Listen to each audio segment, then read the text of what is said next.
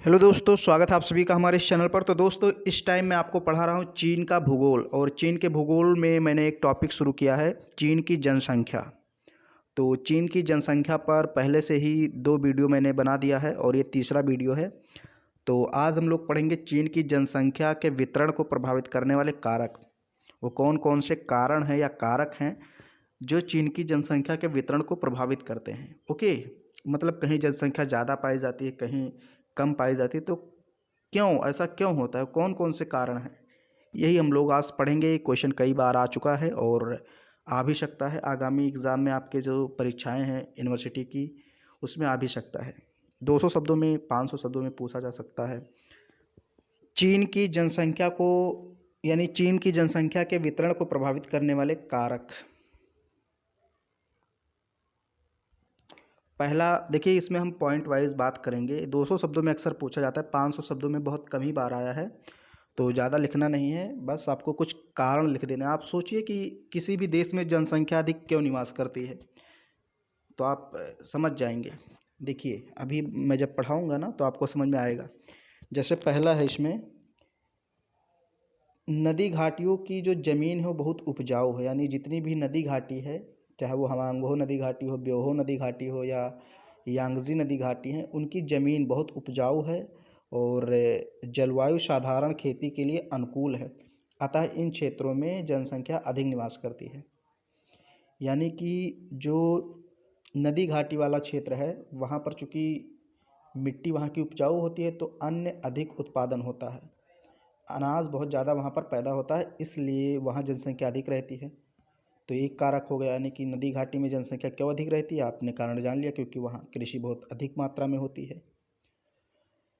फिर दूसरा पॉइंट है, चीन की सभ्यता को चावल की सभ्यता भी कहते हैं। यहाँ अधिकांश लोगों का मुख्य भोजन चावल ही है, इसलिए यांगजी और सिक्यांग घाटियों के धान उत्पादक क्षेत्रों में जनसंख्या अधिक निवास करती है। ये जो यांगजी नदी है और सिक्यांग नदी है, इसकी घाटी यानी इसके आसपास के क्षेत्र में धान बहुत अधिक उत्पादित किया जाता है।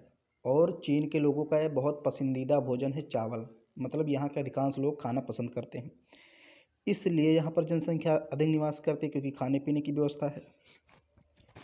फिर तीसरा पॉइंट हम बात करें तो है उत्तरी चीन की विशाल समतल भूमि। मैंने आपको पढ़ाया है 2 वीडियो में, पिछले दोनों वीडियो में मैंने इसकी बात की है। उत्तरी चीन की विशाल समतल भूमि अर्थात हवांगो नदी की घाटी।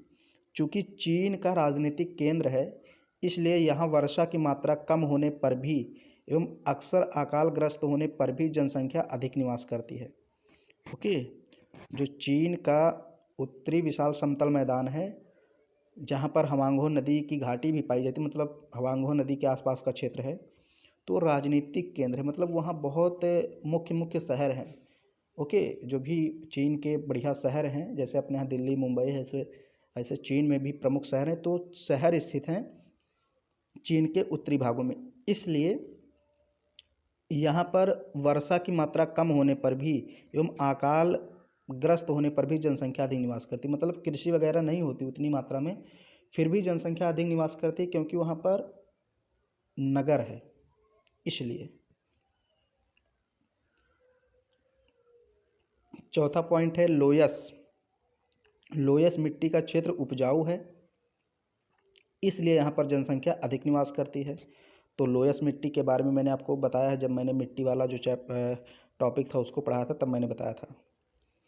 फिर है पांचवा, चीन में यातायात का जो भी विकास हुआ है वो पूर्वी चीन में हुआ है। ओके, पूर्वी चीन में, इसलिए इस क्षेत्र में अधिक लोग बसते हैं। मैंने बताया था जो पश्चिमी चीन है वो लगभग वीरान है, मतलब वहाँ मरुस्थल पाया जाता है, मरुभूमि है, इसलिए वहाँ जनसंख्या निवास नहीं करती। लेकिन जो चीन का पूर्वी क्षेत्र है वो काफ़ी उपजाऊ है, तो वहाँ अधिक जनसंख्या निवास करती है। छठा पॉइंट है, चीन के पूर्वी भाग में समुद्र भी है। समुद्र के रास्ते से व्यापार करना एवं विश्व के अन्य देशों से संपर्क स्थापित करना, ओके, तो ये पूर्वी चीन से ही संभव है। इसलिए पूर्वी चीन में अनेक बंदरगाह नगरों का विकास हुआ है, जैसे कैंटन, हांगकांग, ये नगर हैं, शंघाई। इन सभी नगरों का व्यापारिक महत्व है। शंघाई चीन का बृहत्तम नगर है। इसके अलावा इसी पूर्वी भाग में ही चीन के महत्वपूर्ण औद्योगिक केंद्र हैं, फलतः यहाँ जनसंख्या अधिक है। तो पूर्वी क्षेत्र में जनसंख्या अधिक होने के बहुत कारण है। एक तो कारण ये है कि वहाँ की ज़मीन उपजाऊ है, वहाँ अनेक बंदरगाहों का विकास हुआ है, औद्योगिक केंद्र भी यानी उद्योगों का विकास हुआ है और बड़े बड़े नगर भी पाए जाते हैं। तो ये सारे कारण हैं कि वहाँ पर जनसंख्या अधिक है। फिर है 7वां कारण, तिब्बत में ऊबड़ खाबड़ पठार, शुष्क जलवायु और शीत ग्रसित होने के कारण जीवन की सुविधाएं नगण्य हैं, इसलिए यहाँ कम लोग बसते हैं। तो अभी तक मैंने बताया कहाँ कहाँ ज़्यादा लोग बसते हैं। अब यहाँ देखिए, ये बता रहा है कि जो तिब्बत वाला इलाका है वो काफ़ी ठंडा प्रदेश है और ऊबड़ खाबड़ है, इसलिए वहाँ जनसंख्या कम रहती है, वहाँ कृषि वगैरह हो नहीं पाती है। 8वां पॉइंट है, उत्तरी पश्चिमी शिनक्यांग एवं क्यू क्षेत्र में विस्तृत मरुभूमि क्षेत्र है, यानी कि उत्तर पश्चिमी भाग में क्या है, मरुस्थल है, इसलिए यहाँ खेती योग्य भूमि कम है एवं सिंचाई की सुविधा भी सीमित है, इसलिए इस क्षेत्र में जनसंख्या का घनत्व कम है। फिर 9वां पॉइंट है, आंतरिक मंगोलिया के शुष्क क्षेत्र में और उत्तरी मंचूरिया के ठंडे क्षेत्र में भी बहुत कम लोग रहते हैं। आंतरिक मंगोलिया यानी कि बहुत ज़्यादा वहाँ पर एक प्रकार से वो भी मरुस्थल ही है और गोबी मरुस्थल उधर ही पाया जाता है। तो शुष्क स्थान है, काफ़ी वहाँ गर्मी पड़ती है, इसलिए वहाँ भी जनसंख्या नहीं रहती। फिर मुख्य चीन की बात करें तो मुख्य चीन में 98% जनसंख्या निवास करती है और बाहरी चीन में बहुत कम जनसंख्या, यानी कि बाहरी चीन का मतलब जो अधिशासित प्रदेश हैं जिनको चीन ने अपने अधिकार मिले, जैसे आंतरिक मंगोलिया, तिब्बत, ये सारे जो प्रदेश हैं और भी हैं, मुझे इसमें नाम नहीं दिमाग में आ रहा है। तो ये जो सारे प्रदेश हैं जहाँ चीन ने अपना अधिकार करके रखा है, अपने में शामिल किया है, वहाँ पर जनसंख्या बहुत कम रहती है। जो मुख्य चीन है वहीं पर जनसंख्या ज़्यादा रहती है। तो ये चीन की जनसंख्या को प्रभावित करने वाले मैंने कारक बताया कि वहाँ पर वितरण को कौन कौन से कारक प्रभावित करते हैं। उम्मीद करता हूँ ये वीडियो आपको पसंद आया तो इसको लाइक कीजिए, शेयर कीजिए और चैनल पर पहली बार हैं तो सब्सक्राइब कीजिए।